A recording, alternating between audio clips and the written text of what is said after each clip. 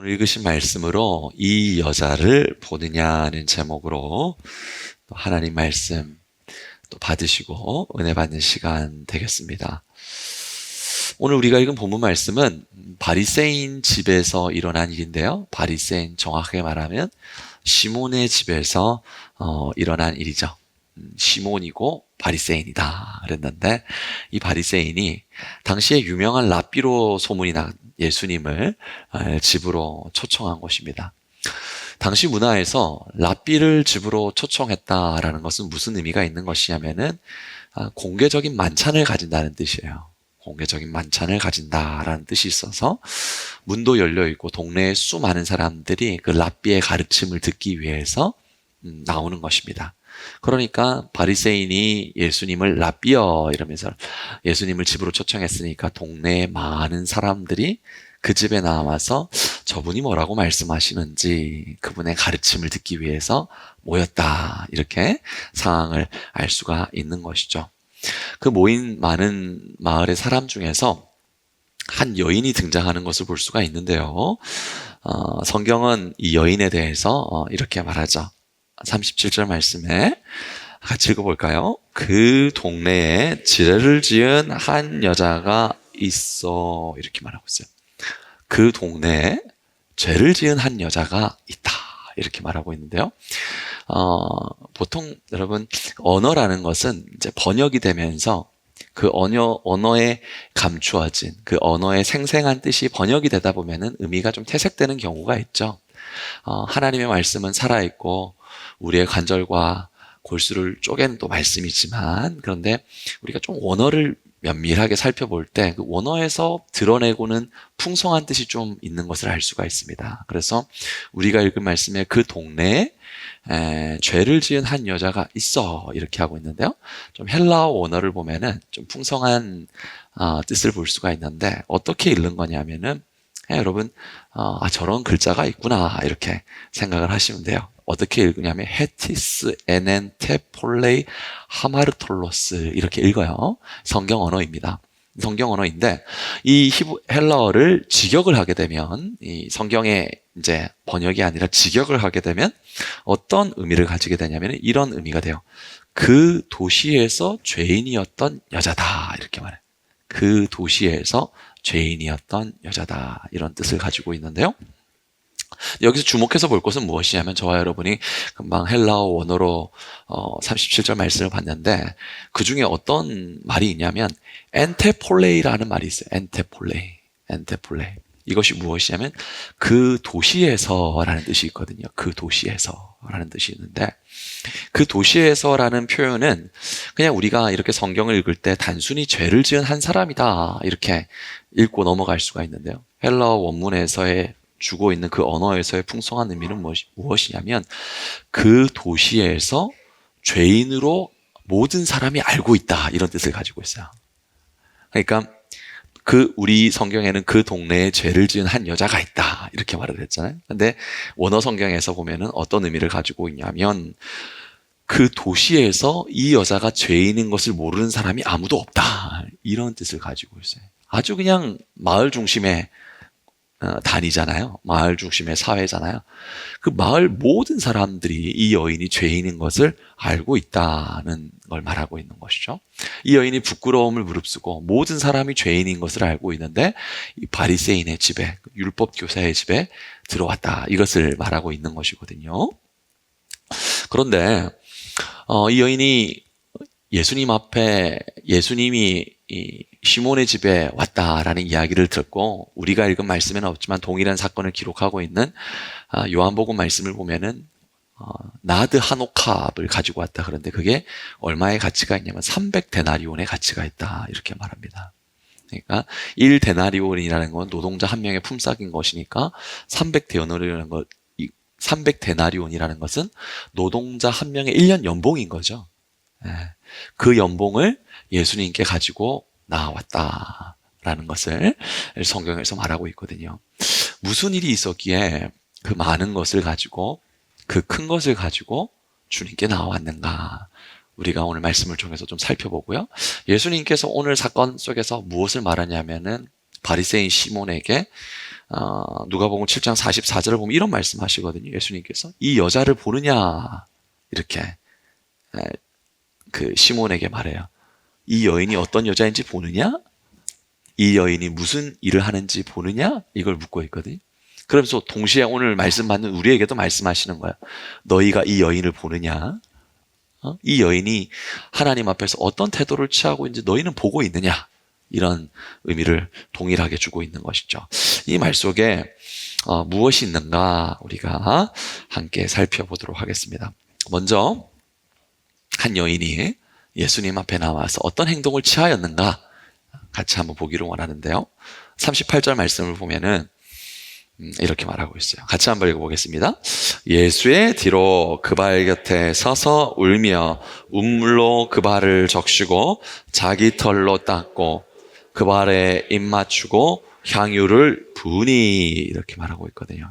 근데 우리가 읽은 이 말씀에서 동사가 한 5개 정도 나와요. 동사가 한 5개 정도가 나오는데 그 동사를 잘 읽어나가고 또 쫓아가다 보면 여기 이런 하나님의 뜻이 있구나 이것을 볼 수가 있는데 4가지만 살펴보면은 그 발을 적셨다라는 동사가 있고요.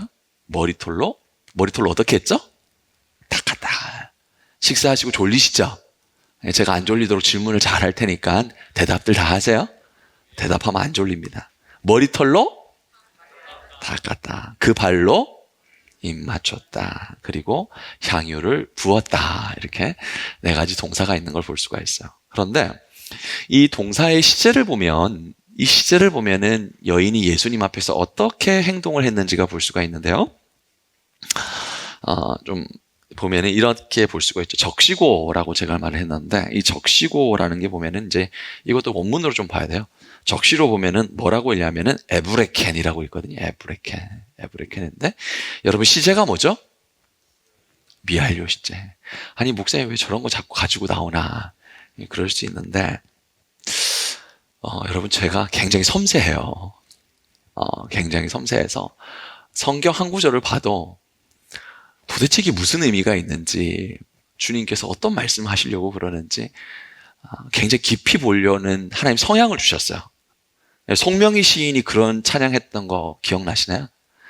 나 남이 못 본 것을 보았고 그죠? 그래서 우리 아내가 요즘 들어서 저한테 이런 말을 하더라고요. 어떤 말을 하냐면은 원래도 섬세한 걸 알았는데 설교를 들으면 이렇게 섬세한 줄 몰랐다. 이제 그런 얘기를 들으면서 저도 느껴지는 게 뭐냐면 제가 이제 말씀을 묵상을 하고 말씀을 딱 연구를 할 때 제 눈에만 보이는 게 있어요. 제 눈에만 보이고 있고 제가 논리적으로 설명이 안 되면 그 다음으로 제가 넘어가지를 못해요. 깊이 파고들고 원문 성경을 보고 주석을 보고 이런 연구하는 시간들이 있는데 그러다 보니까 조금 여러분 좀 이런 내용들이 나오는데 뭐 어떤 의미가 아니라 이것이 무엇을 의미하는 것인지 그리고 어떤 은혜를 가리키는 것인지 그걸 말씀드리기 위해서 여러분에게 말하는 거니까요. 여러분 그냥 편안하게 들으시면 돼요. 그래서 동사를 말했잖아요. 적시고 그랬는데 적시고 에브레켄 어떤 시제죠? 미할료 시제다. 닦고라고 그랬는데 이거 헬라어로 보면 엑세마센이라고 해요. 엑세마센. 이것도 뭐죠? 미완료 시제예요. 입 맞추고 이건 어떻게 읽냐면 카테필레이라고 읽어요. 이것 또한 어떤 시제죠? 미완료 시제. 분이 이건 어떻게 읽냐면 엘레펜이라고 읽어요. 이것 또한 어떤 시제죠? 미완료 시제예요. 여러분 이 4가지 동사가 동일하게 계속해서 미완료 시제인 걸 볼 수가 있는데 미완료 시제는 무엇을 말하는 것이냐면은 헬라어에서 미완료 시제라는 뜻은 무엇이냐면은 한 번 하고 끝난 행위가 아니라 계속해서 반복되는 행위를 말하고 있는 거예요. 그러니까 우리가 성경을 읽을 때 예수님께서 그 머무실 때 여인이 나와서 눈물을 흘리고 자기의 머리카락으로 닦고 입 맞추고 부었다. 근데 이게 미완료 시제로 되어 있다는 것은 무엇을 말하냐면은 쉬지 않고 계속해서 눈물을 흘리고 쉬지 않고 계속해서 머리털로 예수님의 발을 닦고 있으며 쉬지 않고 계속해서 입 맞추고 있고 쉬지 않고 계속해서 예수님께 옥합을 붓고 있는 거예요. 단지 단회적인 사건으로 끝나는 것이 아니라 예수님께서 시몬의 집에 있는 동안 그 여인 마음 근데 말할 수 없는 감동이 있어서 계속해서 울고 계속해서 닦고 계속해서 붓고 계속해서 주님에게 그 섬김을 감당하고 있는 것을 말하고 있는 거죠. 그래서 이 행동을 통해서 우리가 알 수 있는 것은 무엇이냐면 적어도 오늘 본문에서 나온 이 여인이 예수님에게 무언가 간청하고 있는 행동이 아니라는 건 알 수 있죠. 간청하는 행동이라면 무엇이냐면 내가 이런 행동을 하고 나서 사람의 반응을 봐야 돼요. 무언가 나의 청함이 저에게 이루어지고 있는가를 보면서 내가 닦고 한번 봐야 되고 눈물 흘리고 한번 봐야 되고 내가 붓고 나서 봐야 되는 거야. 그런데 지금 말씀 속에서 나오는 여인은 볼 새가 없어요. 계속해서 울고 있고 계속해서 닦고 있고 계속해서 붓고 있고 계속해서 주님 앞에 그 감동의 표현을 하고 있는 것이죠. 이것은 무엇이냐면 그 여인의 마음 가운데 큰 감동이 있는 거예요. 큰 감동이 있어요. 여러분, 큰 감동이 있을 때 주체할 수 없는 눈물이 있죠. 주체할 수 없는 헌신이 있죠. 꺼이꺼이 울음이 있잖아요. 말씀 속에서 볼 수 있는 이 여인의 모습 속에는 그 여인이 예수님을 바라볼 때 그 큰 감동이 있고 마치 댐이 무너진 것처럼 마음속에 눈물이, 마음속에 감동이, 마음속에 헌신이 예수님을 향해서 나오고 있는 것을 볼 수가 있습니다. 이 여인이 이렇게 하는 이유에 대해서 47절 말씀을 보면 알 수가 있는데요. 47절 말씀 같이 한번 읽어봅니다. 이러므로 내가 내게 말하노니 그의 많은 죄가 사하여 줬도다. 이는 그의 사랑함이 많음이라. 이렇게 말하고 있어요. 47절 말씀을 이렇게 읽다 보면은 그렇다면은 이 말씀을 읽으면서 그의 많은 죄가 사하여 줬도다. 이는 접속사 이는이라고 쓰고 있는데 거기서 뭐라고 말하면은 그의 사랑함이 많음이라. 사랑함이 많아서 그러면 이 여인의 죄가 사하여졌는가? 이렇게 생각할 수 있을까요? 없을까요? 있어요. 우리 한국어 성경으로 읽다 보면은, 이 여인이 사랑함이 많으니까, 이는 이렇게 접속사를 썼으니까, 사랑함이 많기 때문에 여인의 죄가 사하여졌구나. 이렇게 생각을 할 수가 있거든요. 그런데 이 또한, 여러분, 레드썬? 헬라어 원문을 보면 달라요. 그렇게 말하고 있지 않습니다. 우리가 읽은 이는 이랬는데 이 이는이라는 것이 헬라어로 호티라고 그러네요. 호티라고 그러는데 호티는 두 가지 뜻이 있어요. 두 가지 뜻인데 첫 번째는 무엇이냐면 원인으로 해석할 수가 있어요. 때문에 이유로 이렇게 해석을 할 수가 있어요. 두 번째는 증거로 해석할 수 있어요. 증거, 뭐라는 것을 보면 알 수 있다. 이렇게 증거로 해석을 할 수 있는 거죠. 그렇기 때문에 47절은 이렇게 만약 호티를 원인으로 해석을 할 경우에 본문은 이렇게 우리가 해석이 됩니다. 어떻게 해석이 되냐면 여러분 한번 읽어볼까요? 그녀가 많이 사랑했기 때문에 그래서 죄가 사해졌다. 이렇게 해석이 돼요. 만약에 호티를 원인으로 해석을 하게 될 경우에는 이 말씀을 우리가 어떻게 이해할 수 있냐면 이 여인이 예수님을 많이 사랑했기 때문에 이 여인의 죄가 사해졌구나 이렇게 해석을 할 수가 있거든요. 그런데 호티를 증거로 해석할 경우에는 어떻게 해석이 되냐면 그녀가 죄가 이미 사해졌다. 그녀의 많은 죄가 사해졌다. 그 증거가 있는 거죠. 그렇기 때문에 그래서 그녀가 많이 사랑하는 것이다.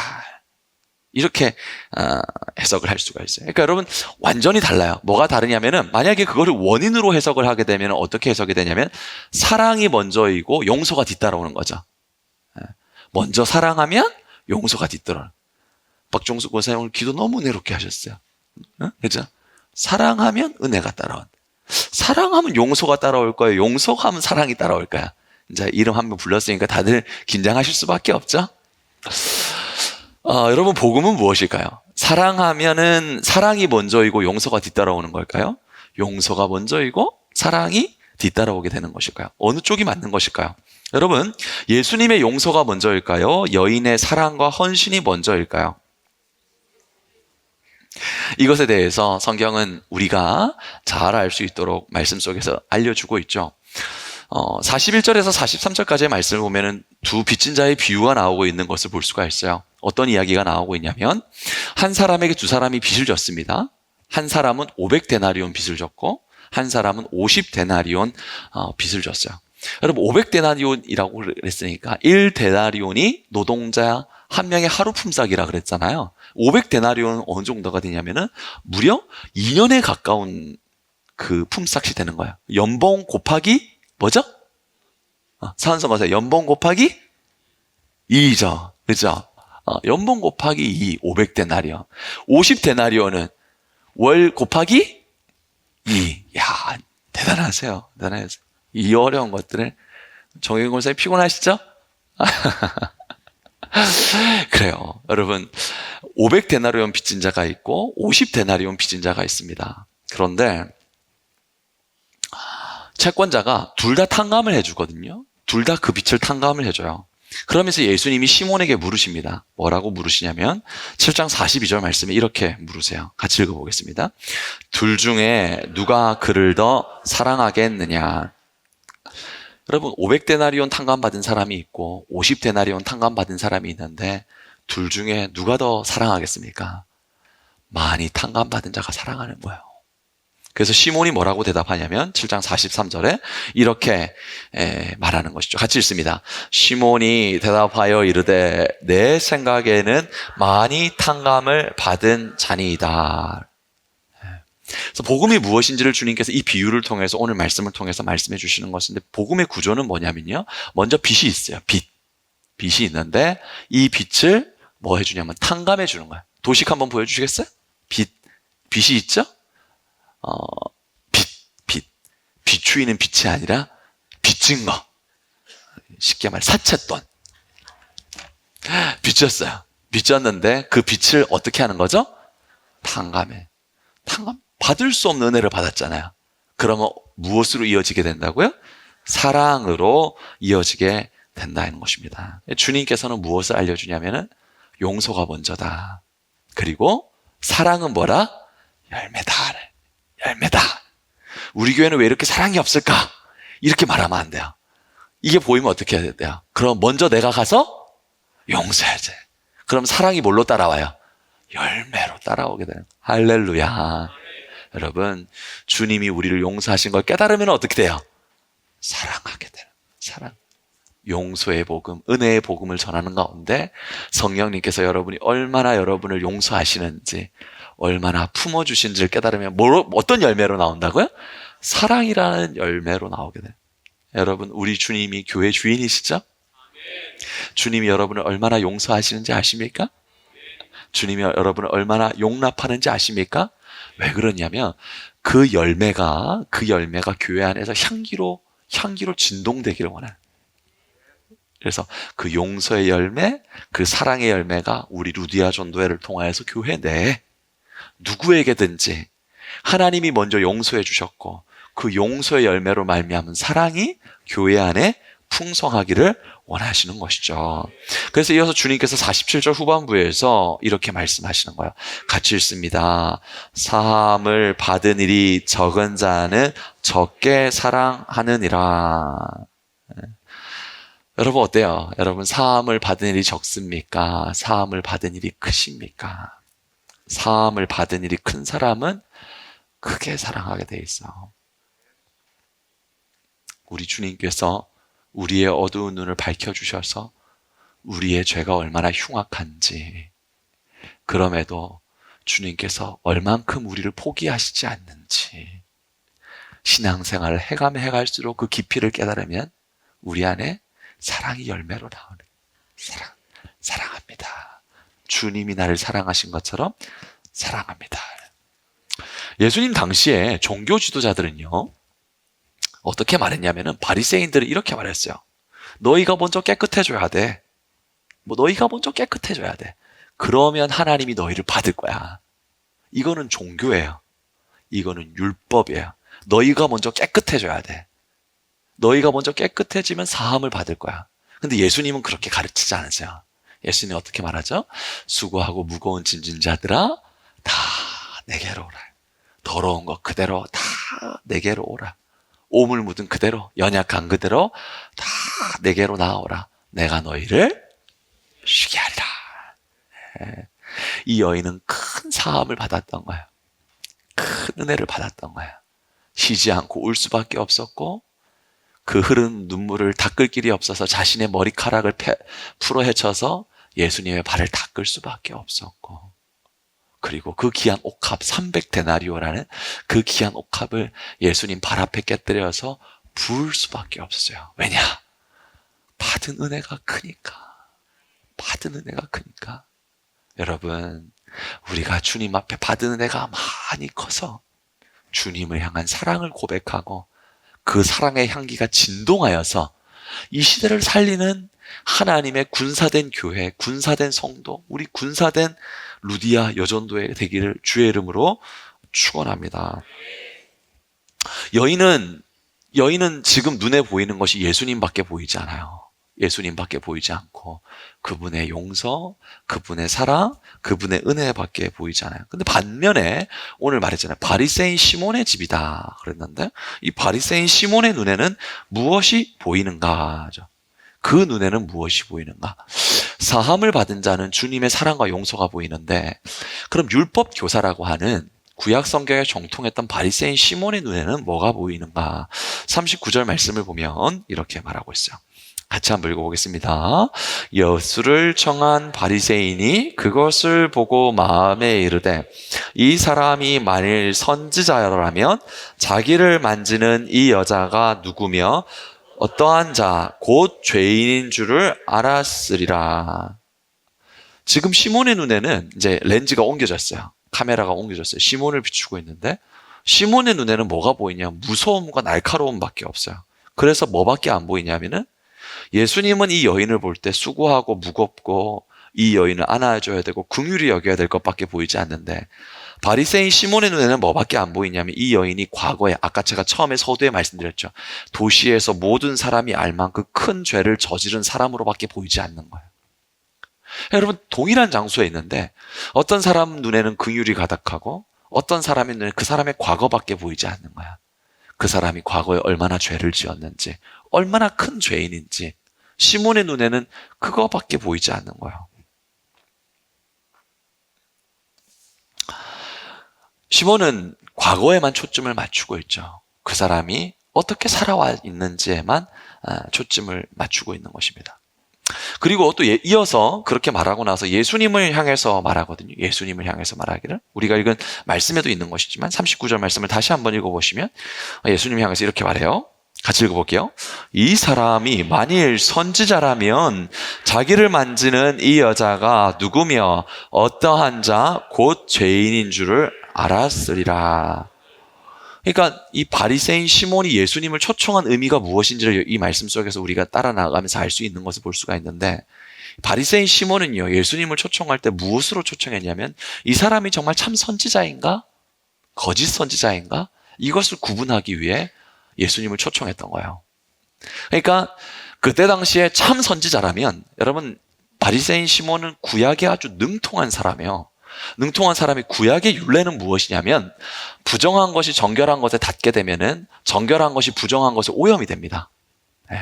그래서 정말 예수 당신이 참 선지자란다 그런다면 이 여인이 얼마나 죄인인 것을 알아서 이 여인의 몸이 당신의 몸에 닿는 것을 피했을 텐데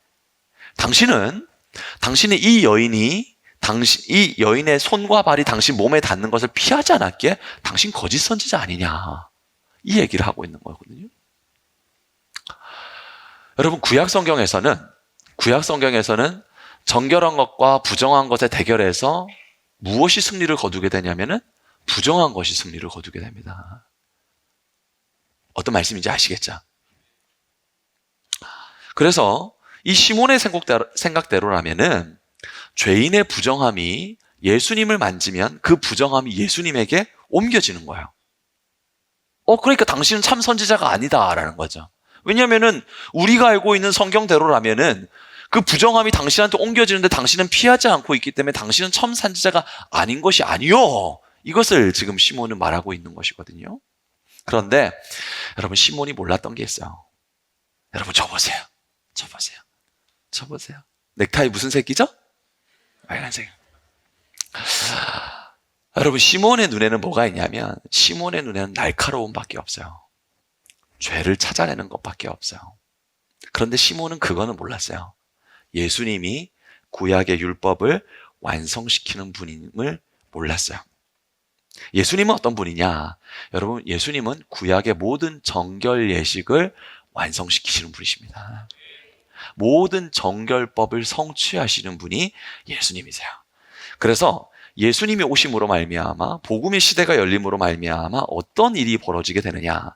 구약에서는 부정한 것과 정결한 것이 대결을 하게 되면 부정한 것이 승리를 거둔다 그랬죠. 무조건 거룩한 걸 지키기 피해야 돼. 피해야 돼. 외딴 섬으로 들어가고 산속에 들어가야 되고 그저 우리끼리만. 왜요? 우리는 거룩하니까. 이 부정한 것이 우리에게 오면 오염이 되잖아요.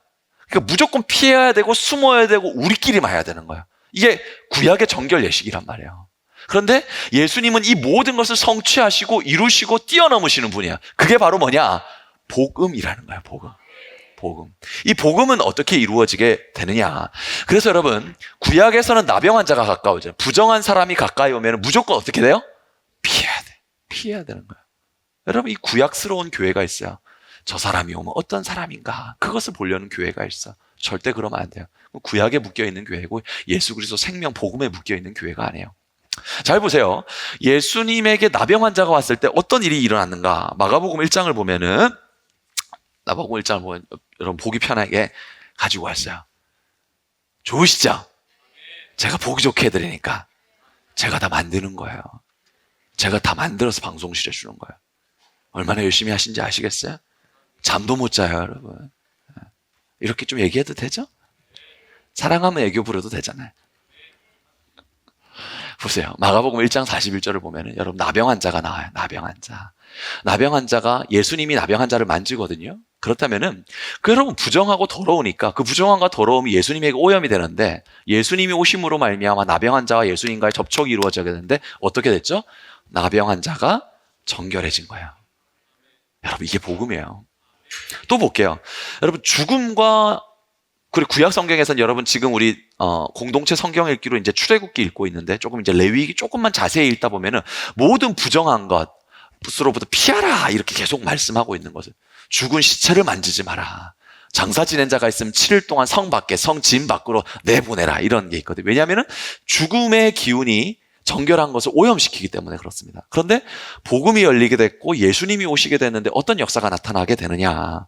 여러분 마가복음 5장을 보면은요. 야이로의 딸 사건이 나오는 것을 볼 수가 있는데 야이로의 딸이 죽었거든요. 죽었어요. 근데 예수님께서 야이로의 딸의 손을 만졌단 말입니다. 그렇다면은 우리가 알고 있는 구약대로라면 예수님이 부정해져야 되는 거예요. 그런데 참된 정결 예식의 성취가 되고 구약의 성취가 되고 복음의 성취가 되는 예수님이 오셨거든요. 어떻게 되느냐? 예수님 안에 있는 생명이 부정한 것을 삼키게 되는 거예요. 그래서 이 부정한 것과 정결한 것에 대결해서 마가복음 5장을 보니까 죽은 소녀가 어떻게 되죠? 살아나게 돼요. 할렐루야. 여러분 이게 복음이에요. 이게 복음인 거예요. 복음은 절대 축소적이지 않아요. 절대 복음은 우리끼리 이런 거 아니에요. 복음은 열방을 향해 있는 거야. 복음은 어둠을 향해 있는 거야. 복음은요, 여러분 부정을 향해 열려 있는 거야.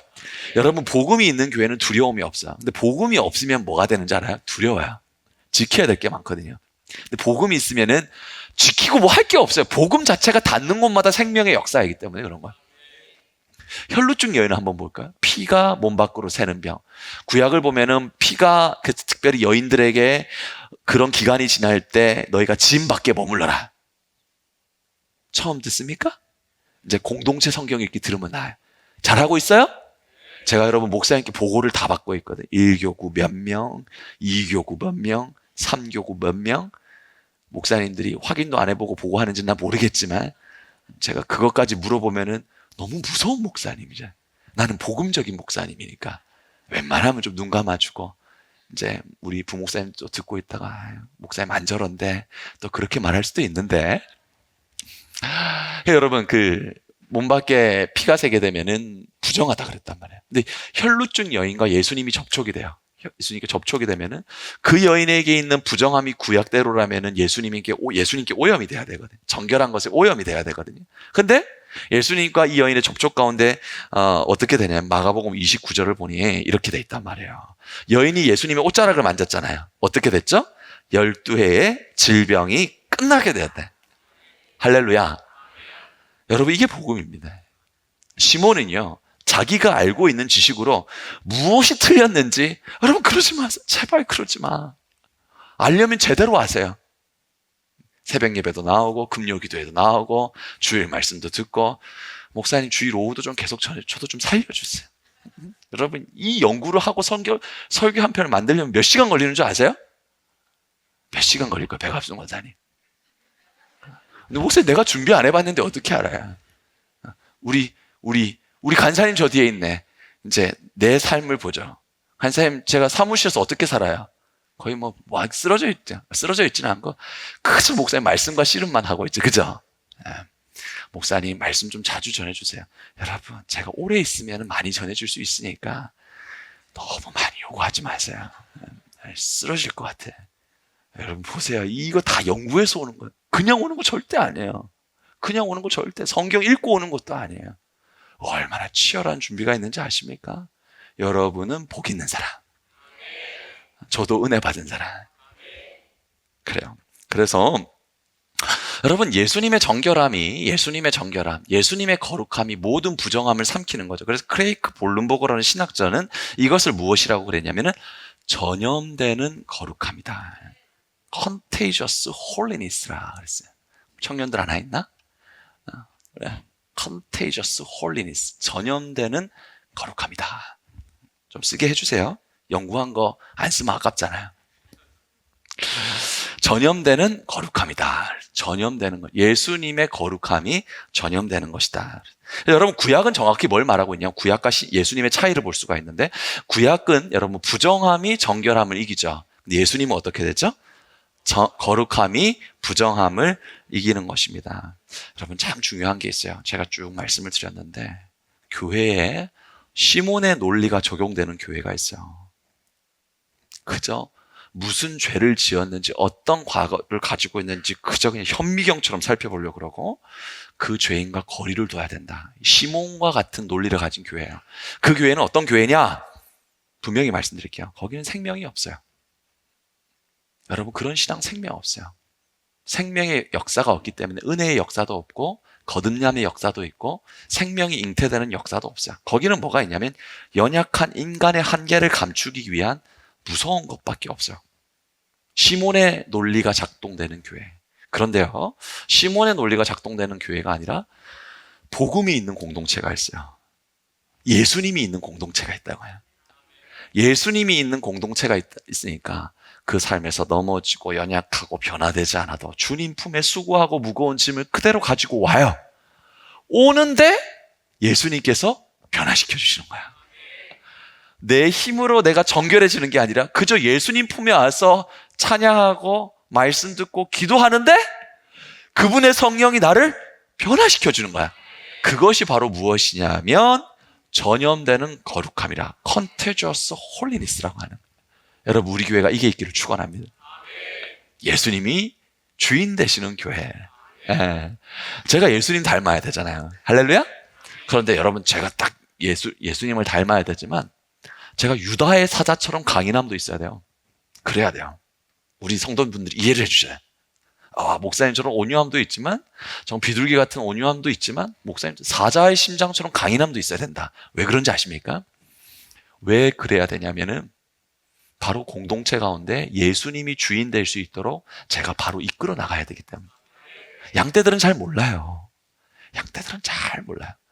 양과 목자에는 확실히 부르심의 차이가 있어요. 그런데 양떼들이 오래 있다 보면은 때로는 양떼들의 알미 전부인 것처럼 되는 경우가 있거든요. 그럴 때는 제가 목자의 온유함과 유다의 사자 같은 마음으로 잘 이끌어 드려야 돼요. 그리하여서 참으로 예수님이 교회의 주인 되게 하시고 예수님의 거룩함이 성도들의 삶 가운데 흘러가게 되면은 성도들이 변화되는, 전염되는 거룩함이 있는 교회. 그게 예수님이 주인 되는 교회라는 것입니다. 이 예수님과 시몬과 여인의 이야기 속에서 좀 살펴볼 게 있는 것이 있는데, 이 시몬이 한 일이 무엇인가? 예수님을 초대하고 나서 좀 더 살펴보도록 할게요. 시몬의 신앙, 시몬의 믿음을 좀 보도록 할게요. 예수님을 초대하고 나서, 예수님을 초대했는데, 예수님이 왔는데 시몬이 한 일이 무엇인가를 보면은 44절에서 46절까지 말씀을 보면, 쭉 여러분 앞에 자막을 보시면 돼요. 같이 한번 읽어볼게요. 저 따라오십시오. 그래야 좀 이해가 되니까요. 내가 내 집에 들어올 때 너는 내게 발 씻을 물도 주지 아니하였다. 시몬이 예수님 발 씻을 물을 주지 않았죠? 그런데 이 여자는 눈물로 내 발을 어떻게 했다죠? 그 머리털로 어떻게 했다? 시몬은 발 씻을 물도 주지 않았는데 여인은 눈물로 예수님의 발을 씻겨줬어요. 그리고 시몬이 하는 걸 보세요. 시몬은 내게 뭐 하지 아니했다 그랬죠? 입을 맞추지 아니했다. 그런데 이 여인은 예수님이 들어올 때 어떻게 했냐면 뭐라고 말하고 있습니까? 그 발에 입 맞추기를 그치지 아니하였다. 그리고 이 시몬은 뭘 하고 있냐면 내 머리에 뭐도 붓지 아니하였다 그랬죠? 감람유도 붓지 아니하였다 그랬는데, 근데 이 여인은 뭘 했다고 말하고 있냐면 뭐 했다 그랬죠? 향유를 내 발에 부으니라.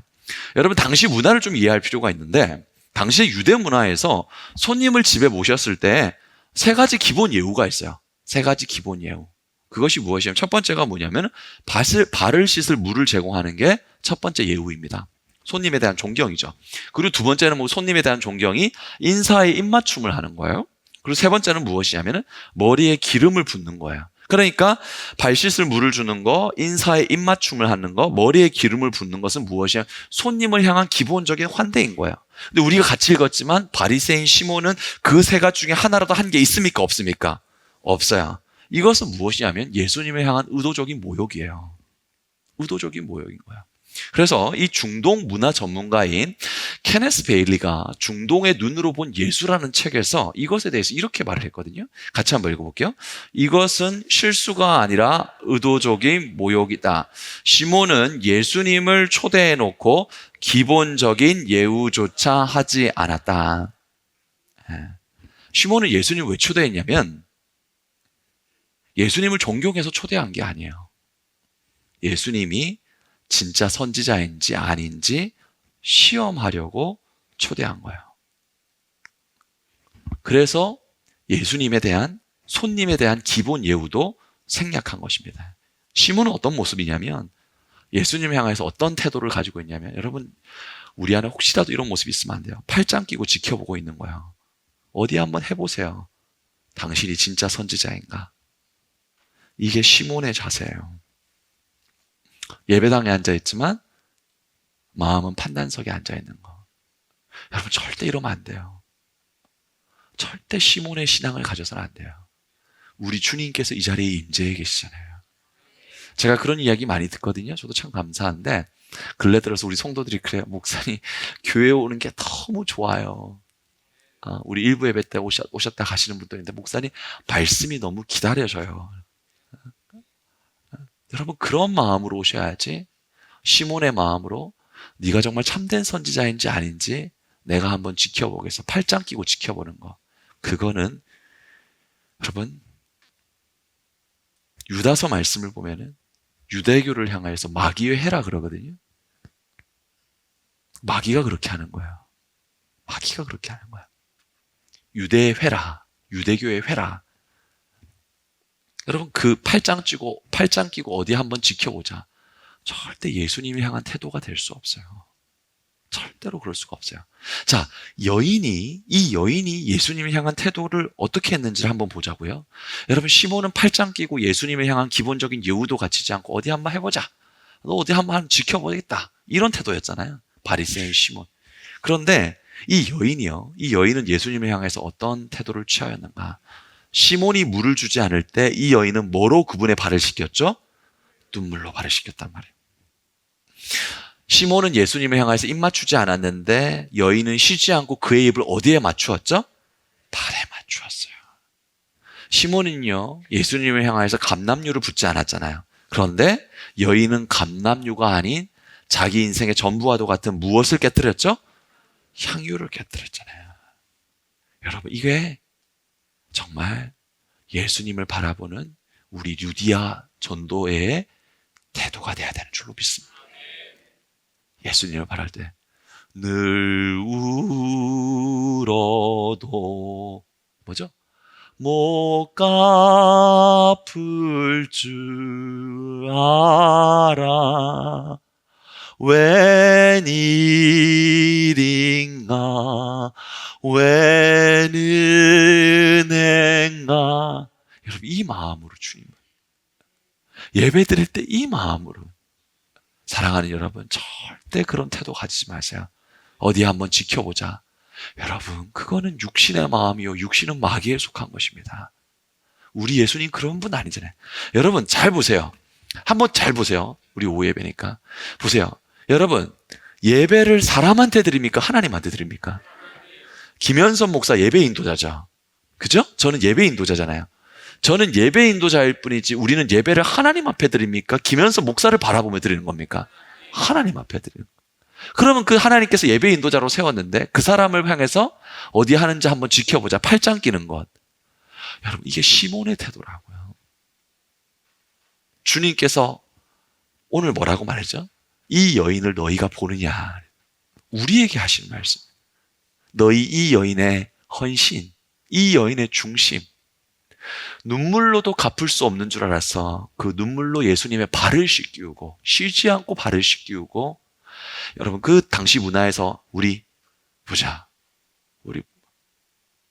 신명수 권사의 머리 올리셨네요. 그죠? 머리 올리신 거 맞죠? 머리 올렸어. 1세기 유대 문화에서 머리를 푼다는 것은 여인에게 굉장히 수치스러운 일이에요. 수치스러운 일인데 그 수치를 감당하고 머리를 풀고 예수님의 발을 닦았어요. 그리고 시몬은 입맞추지 않았는데 그 은혜가 너무나도 감사하여서 예수님의 가장 더러운 발이라고 할지라도 가장 낮은 곳이라고 할지라도 입맞춤을 멈추지 않았어요. 너무 감사했어요. 시몬은요, 자기한테 있는 그 흔한 감람류 하나 예수님께 붙지 않았어요. 근데 이 여인은요, 예수님을 바라볼 때 그 나드 한옥함이 요한복음의 300데나리 1년 연봉이에요. 그거를 예수님 발 앞에 깨뜨렸다고요. 여러분 크게 사함을 받았습니까? 적게 사함을 받았습니까? 여러분 자신은 어떻게 여깁니까? 여러분 한번 곰곰이 우리를 정말 한번 생각해 봤으면 좋겠어요. 우리 주님 앞에 큰 은혜를 받았고 큰 사함을 받았다면, 그렇다면 우리의 주님을 향한 모습이 혹여라도 시몬과도 같은 모습이 있다면 너무나도 모순적인 거 아닌가요? 사랑하는 여러분, 저는 우리 교회가 진리정통이라는 말을 쓰는 것을 참 좋아합니다. 근데 여러분 정말 진리정통한 은혜를 받았다면 예수님을 향한 우리의 마음이 어떠해야 될까요? 감사해야 돼요. 늘 울어도 못 갚을 은혜예요. 여러분 정말 진리정통한 은혜가 우리 안에 있다면 여러분 팔짱 끼고 지켜보는 태도는 여러분 성령께서 절대로 기뻐하지 않습니다. 사랑하는 여러분 어떻습니까? 처음 받은 은혜, 예수님 처음 받았을 때 그 감격 가지고 있습니까? 잃어버리고 있습니까? 시몬처럼 팔짱 끼고 어디 한번 지켜보자, 진짜 선지자인지 지켜보자, 이렇게 하고 있습니까? 늘 울어도 못 갚을 은혜인 줄 알아서 눈물로 귀한 것을 깨뜨리고 내 부끄러움을 무릅쓰고라서라도 그분의 발을 닦아주는 여러분 그 사랑과 그 헌신이 여러분에게 있습니까? 루디아 전도의 헌신 예배를 통해서 이 여인을 살펴보면서 우리가 성령님께서 친히 우리를 기경시켜 주시기를 소원합니다. 우리는 적게 사함을 받았는지 정말 크게 사함을 받았는지. 주님께서 이 여인을 성은교회야 이 여인을 보느냐라고 물으면서 우리에게 이렇게 물으세요. 너희 자신을 보고 있느냐? 너희 받은 은혜와 감격을 다 잃어버리고 어디 한번 지켜보자 하고 있느냐? 아니면 계속해서 울고 계속해서 닦고 계속해서 붓고 주님 앞에 나아가고 있느냐? 주님께서 우리에게 이거 지금 물으시는 거예요. 사랑하는 루디아 전도의 우리 권사님 여러분, 우리 집사님 여러분, 주님을 향한 마음이 어떠세요? 정말 주님 사랑하시나요? 그러면은 수치를 무릅쓰고라도 낮은 자리에서 정말 그분의 발을 닦는 나를 내려놓을 수 있는 그 헌신이 있습니까? 여러분 입으로 사랑한다는 건 참 쉬워요. 입으로 사랑한다는 건 참 쉬워요. 그런데요, 정말 그 감동을 가지고 우리 주님이라고 고백하면서 그 주님을 섬기는 거는, 그 정말 그 싱그러운 생명을 지키는 거는 참 어려운 일이에요. 근데 여러분 그거 하셔야 돼요. 하나님께서 성원교회 김 목사를 왜 보내주셨느냐? 여러분에게 첫사랑을 회복시키기 위함, 여러분의 그 은혜의 헌신을 다시 한번 세우기 위함인 거야. 그리고 끊어지지 아니하고 역사를 이어서 세대를 이어서 주님 오실 때까지 이 여인의 헌신과도 같은 아름다운 헌신이 계속해서 우리 안에 이어지길 원하는 거예요. 여러분, 그런 교회로 우리 교회가 세워져야 됩니다. 예수님만 생각하면, 예수님만 생각하면, 우리 생각하면서 같이 한번 찬양합시다.